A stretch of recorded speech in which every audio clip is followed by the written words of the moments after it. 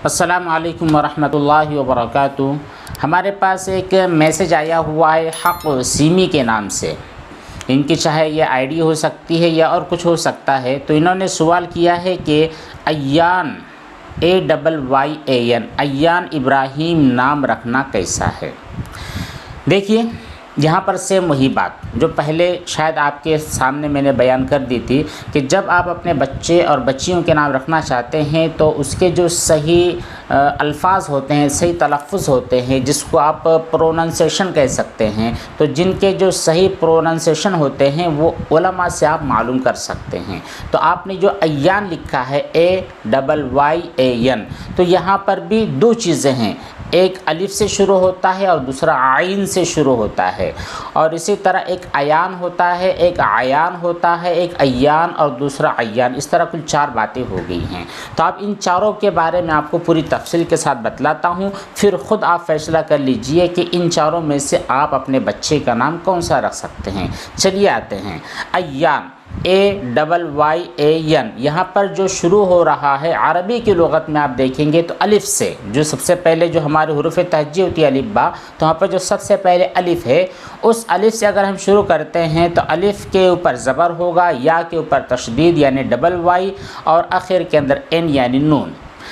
इसके माने अगर हम लुगत में अरबिक डिक्शनरी में जाएँ या फिर कुरान करीम के अंदर भी ये लफ्ज़ है अय्याना, तो इसके माना होता है कब या जब, ये माना होते हैं। तो अय्यान इसके कोई ख़ास माना नहीं हुए, सिर्फ कुरान करीम में होने की वजह से आप अपने बच्चे का नाम अय्यान ए से या फिर अलिफ से रखना चाहते हैं, तो यहाँ पर इसका कोई ख़ास मतलब निकलता नहीं है। आप अपने बच्चे का नाम अय्यान यानी अलिफ से अलिफ या अलिफ नून ये ना रखें। दूसरी तरफ आगे बढ़ते हैं अयान।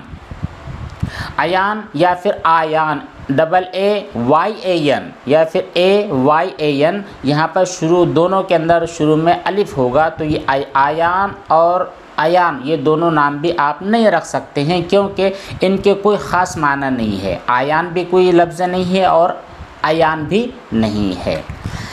ठीक है, उसके बाद हम आगे बढ़ते हैं आयान। आइन से अगर आप अंग्रेज़ी में या फिर हिंदी में लिखना चाहते हैं तो शुरू में ए आएगा और ओ ही आएगा, लेकिन यहाँ पर आइन होगा या अलिफ होगा, यहाँ पर हम अरबी में समझ सकते हैं। तो आयान अगर है, आयान या फिर आयान या फिर अय्यान, ये नाम न रखें आप, ठीक है, क्योंकि ये जो अय्यान होता है आइन, उसके ऊपर उसके बाद में अलिफ और नून, तो ये अय्यान, अच्छा अय्यान आप रख सकते हैं। इसके माना होते हैं बड़ी आँखों वाला, बड़ी आँखें वाला, जिसकी आँखें बड़ी बड़ी होती है, ये नाम रख सकते हैं, लेकिन माने के एतबार से कुछ ख़ास समझ में नहीं आता है। तो आप अयान अलिफ से या फिर आयान अलिफ के ऊपर मद होगा, या फिर आयान या फिर अय्यान, इन चारों नामों में से जो आखिर के है अय्यान वाला ये जो है ये रख सकते हैं। ठीक है, बड़ी आँखें इसके माना होते हैं, लेकिन ये भी सिर्फ माना को देखकर कोई ख़ास मतलब निकलता नहीं है। और अय्यान और अयान इन दोनों का, अय्यान का मतलब होता है जब और कब, अयान का माना होता है कुछ भी नहीं। तो इन तमाम चारों नामों में से सिर्फ अय्यान रख सकते हैं, आइन से शुरू होता है, इसके अलावा बाकी न रखें। फिर भी उन तमाम चीज़ों को मद्देनज़र रखते हुए एक राय, एक मशवरा आपके लिए यही है कि आप सहाबा और सहाबियात के जो नाम होते हैं इनके लिए आपको नेट पर सर्च करेंगे तो बाकायदा किताबें मिल जाएंगी, वेबसाइट से ना निकालें, क्योंकि वेबसाइट्स में ऐसे ऐसे नाम आपको मिलते हैं और उन नामों को क्रिएट किया जाता है बाकायदा। ठीक है, क्रिएट किया जाता है, लोग अपनी तरफ से क्रिएट करके अजीब अजीब मानी उसके अंदर दाखिल करते हैं, और आप मतलब ये है कि आप उनके फॉलोअर्स हो जाते हैं और पता नहीं कैसे कैसे बच्चों के नाम लग जाते हैं। तो ये सब चीज़ें सही और दुरुस्त नहीं होती है।